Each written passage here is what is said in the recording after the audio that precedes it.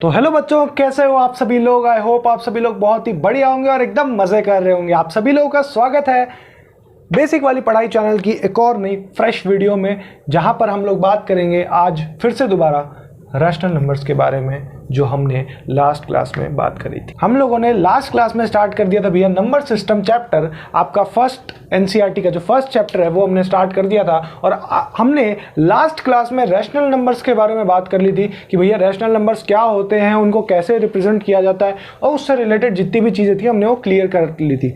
अब आज बात करते हैं आप लोगों के लिए एक न्यू कॉन्सेप्ट है इस चैप्टर में, जिसका नाम है इर्रेशनल नंबर। इर्रेशनल नंबर भैया, इर्रेशनल नंबर क्या सर? इर्रेशनल नंबर कुछ अलग है इससे, या सर सिर्फ और सिर्फ आई आर का नंबर है, सिर्फ आई आर का एडिशन है रैशनल में? तो इसकी पूरी की पूरी कहानी आपको बताते हैं। उससे पहले इर्रेशनल नंबर की डिस्कवरी पर एक कहानी है, छोटी सी, ज़्यादा नहीं, 1-2 मिनट की कहानी होगी, तो उसके बारे में मैं आपको बताता हूँ। बेसिकली रैशनल नंबर्स तो जब फाइंड हो चुके थे तो हो गए फाइंड, लेकिन बात आती है कि सर किसी भी चीज़ का अगर एक्शन होता है तो उसका रिएक्शन भी ज़रूर होता है। तो रिएक्शन के लिए इर्रेशनल नंबर था जो एक अनसीन मतलब एक अनसीन पॉइंट था जो लोगों ने देख नहीं पा रहे थे।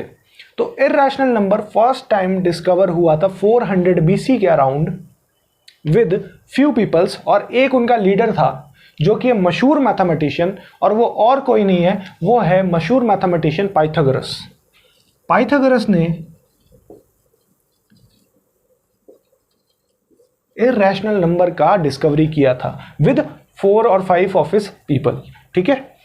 तो उन्होंने बेसिकली इर्रेशनल नंबर का यही डिस्कवरी किया कि जो नंबर्स, उन्होंने अपनी डिस्कवरी में क्या लिखा, जो नंबर्स इंटीजर्स के फॉर्मेट में हम उनको नहीं लिख सकते, यानी कि जैसे p/q की फॉर्मेट में लिख सकते थे ना, तो p/q में जो नंबर्स में हम इंटीजर्स नहीं यूज़ कर सकते, p and q not equal to integers, वो नंबर्स हमारे पास में रैशनल नंबर्स होंगे। उनकी डिस्कवरी के अकॉर्डिंग ये हुआ। फिर जैसे जैसे चीज़ें मॉडर्नाइज होती गई, मॉडर्नाइजेशन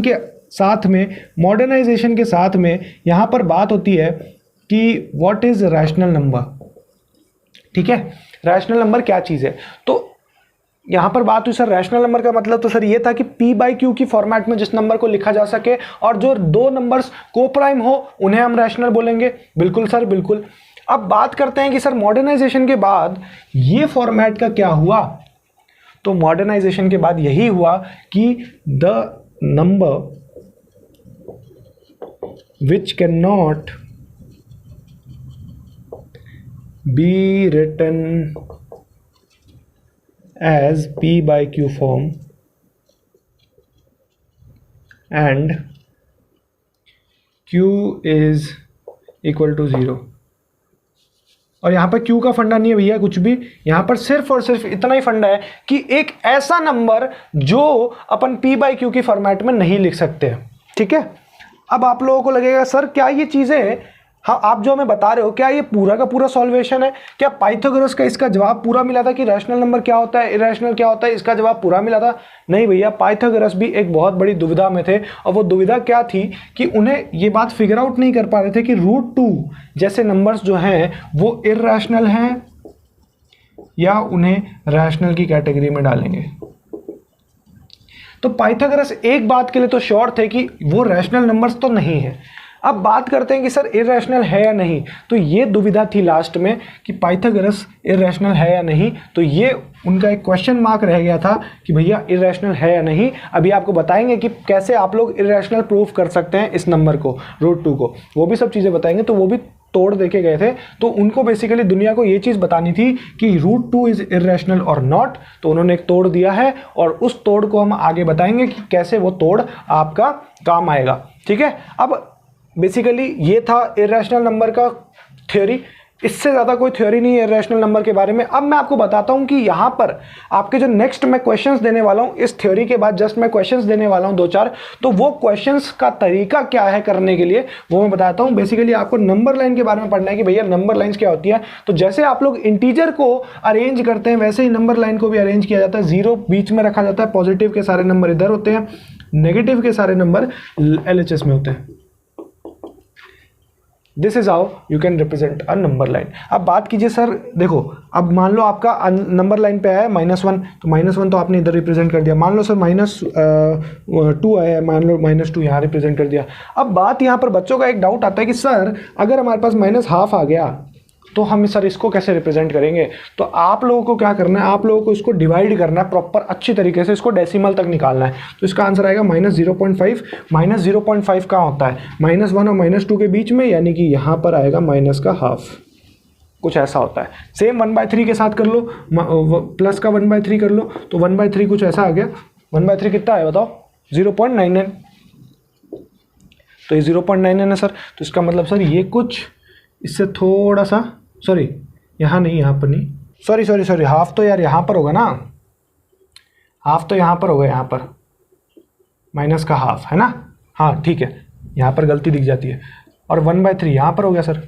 तो ऐसे इन तरीकों से आप नंबर लाइन पर भी अपने डेसिमल्स को, फ्रैक्शंस को, और चाहे तो आप लोग अपने इरेशनल नंबर्स को भी रख सकते हैं। एक क्वेश्चन देता हूं, उसके बाद बताते हैं कि भैया उस क्वेश्चन में आपको कैसा करना है, यानी कि इरेशनल नंबर को आप कैसे नंबर लाइन पे रिप्रेजेंट कर पाएंगे। आपको √2 को नंबर लाइन पे लोकेट करना है। ये आप कैसे करेंगे मैं आपको बताता हूँ। तो आप लोगों को बहुत ही सिंपल तरीके से करना है कि सर आप √2 को कैसे रैशनल पे करोगे, सर √2 की मैं वैल्यू कैसे निकालूंगा। तो आप आ जाओ भैया, देखते हैं। आप लोगों को क्या कंसिडर करना है, आप लोगों को कंसिडर करना है कि सर मैं OABC एक ट्राइंगल ले रहा हूँ, OABC एक रेक्टेंगल ले रहा हूँ। अब इसमें मैं चाहता हूँ कि ये जो है ना OB डायगोनल जो है इसको मैं मैच कर दूँ, यानी दोनों को मिला दूँ। दोनों को मिलाते ही मेरे पास में मैं मान लेता हूँ, तो ये मैंने जो स्क्वायर है ना, स्क्वायर, इसको मैंने माना है कि ये सारी इसकी जितनी भी साइड्स हैं वो 1 सेंटीमीटर है, सारी की सारी साइड्स। तो देखो अब कैसे आप लोग नंबर लाइन पर रिप्रेजेंट कर सकते हो। यहाँ पर भैया मेरे को दिख रहा है कि सर OAB जो ट्रायंगल है उसमें सर एक पाइथागोरस की थ्योरम लग रही है। तो सर OB का स्क्वायर इक्वल टू OA का स्क्वायर प्लस BA का स्क्वायर। तो ये मेरे पास में √2 का स्क्वायर हो गया इक्वल टू 1 का स्क्वायर प्लस 1 का स्क्वायर, यानी कि 2 इक्वल टू 2।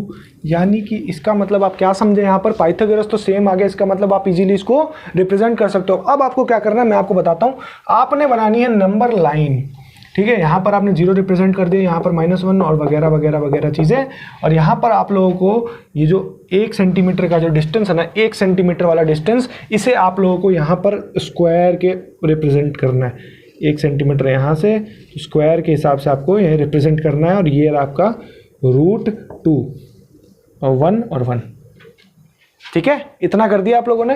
यहाँ पर OABC इसे मान लीजिए रेक्टेंगल, ठीक है। ये बात देखिए आप लोगों ने कि यहाँ पर √2 का स्क्वायर आ रहा है, बट मैं चाह रहा हूँ कि मेरे को OB की वैल्यू निकालनी है। सर OB की वैल्यू अगर मैंने निकाल ली तो मैं क्या चाह रहा हूँ सर, OB की वैल्यू निकालने के लिए यहाँ पर √1 स्क्वायर प्लस 1 स्क्वायर आ गया, यानी कि √2 ये आ गया अपने पास में वैल्यू। तो √2 जो है वो OB की वैल्यू हो गई, ये वैल्यू हो गई। अब यहाँ पर है भैया 2 और यहाँ पर है इसके आगे 3, ऐसे ऐसे सीक्वेंस चल रहा है। तो बेसिकली आपका जो A है वो आपका है OABC का एज।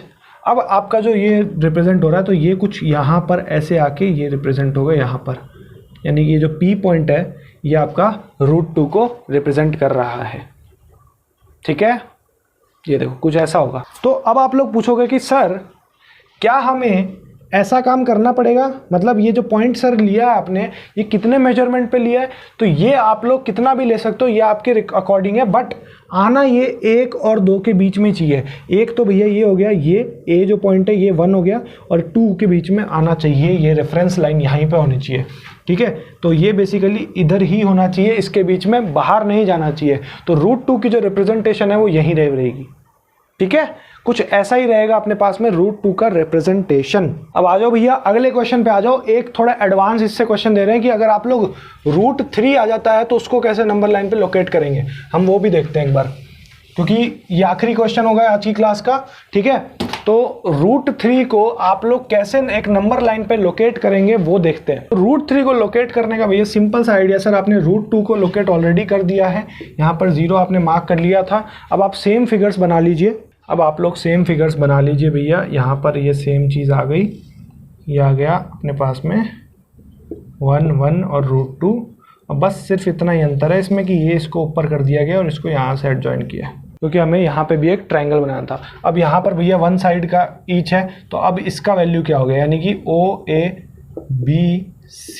अब OA का वैल्यू कैसे निकालोगे सर? OA का वैल्यू निकालने के लिए OA स्क्वायर इक्वल टू √2 का स्क्वायर प्लस का 1, यानी कि आपके पास में OA की वैल्यू कितनी होगी, रूट में 2 + 1 इक्वल टू √3, यानी कि √3 वैल्यू आ गई। तो √3 जो होगा वो ये होगा, यानी कि √2 तो भैया ये था P पॉइंट, ये आपके पास में √2 था, √3 भी इसके अंदर ही आएगा, और ये हो गया Q जो √3 की वैल्यू। तो कुछ ऐसे आपको इन तरीकों से आपको जो है नंबर लाइन पर रिप्रेजेंट करना होगा अपना फिगर, ठीक है। अपना जो ये √3 है इसको आपको ऐसे रिप्रेजेंट करना है। बट टेंशन मत लो भैया, अभी हो सकता है माइंड में आपको कॉन्सेप्ट इस बात का क्लियर ना हो, बट एक दो बार जब आप लोग प्रैक्टिस कीजिएगा, √7 √8 ऐसे ही डाल के चेक कीजिएगा। ये बात आपको ध्यान रखनी कि कोई भी फिगर होगा ना तो उसको ऐसे ही काम करना है। अगर √4 बनाना है तो ऐसे आगे एक और ट्रायंगल बन जाएगा। तो ऐसे फिगर्स को आप करते करते आपको रूट की वैल्यूज फाइंड करनी है। आप लोग कैलकुलेटर से भी रूट की एक बार वैल्यू फाइंड करके देख लेना। अगर आंसर इसके 1 और 2 के बीच में आए तो बहुत बढ़िया है, ठीक है। और आंसर इसके बीच में ही आएगा, आप लोग चेक कर सकते हैं, ठीक है। तो आई होप आपको आज की क्लास का जो कॉन्सेप्ट था बहुत ही बढ़िया तरीके से समझ आ चुका होगा। इर्रेशनल नंबर्स के बारे में हम लोगों ने सारे कॉन्सेप्ट क्लियर कर लिए हैं। आप लोग अगर चाहें तो एक्सरसाइज 1.1 एंड 1.2 का अभ्यास कर सकते हैं, यानी कि उन्हें प्रैक्टिस कर सकते हैं, ठीक है। तो आई होप आपको कोई भी डाउट नहीं होगा। अगर डाउट है तो जाके कमेंट सेक्शन में भी पूछें, और अगर वीडियो अच्छी लगी है तो इस वीडियो को जाके लाइक करना, चैनल पर नए हो चैनल को सब्सक्राइब कर देना। मैं मिलता हूँ आपसे एक और नई तरक्की भड़कती वीडियो में, तब तक के लिए जय हिंद जय भारत।